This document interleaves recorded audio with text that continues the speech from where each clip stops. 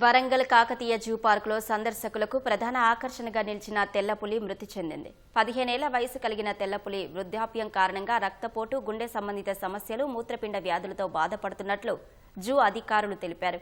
కొన్ని రోజులుగా zoo park veterinary అధికారులు నిరంతరం వైద్యం అందిస్తున్నప్పటికీ అనారోగ్యంతో మృతి చెందినట్లు తెలిపారు. చీఫ్ వైల్డ్ లైఫ్ వార్డెన్ ఆదేశాల మేరకు నిబంధనల ప్రకారం మృతదేహానికి పోస్టుమార్టం నిర్వహించి పూర్తి నివేదికను హెడ్ ఆఫీసుకు పంపనున్నట్లు జూ పార్క్ అధికారులు వెల్లడించారు.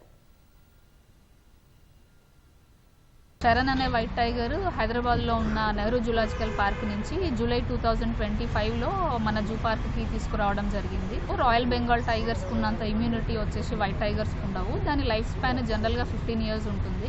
మనం తీసుకొచ్చేటప్పటికి దానికి 14 ఇయర్స్, ఇప్పుడు ప్రజెంట్లీ 15 ఇయర్స్ టైగర్ అది.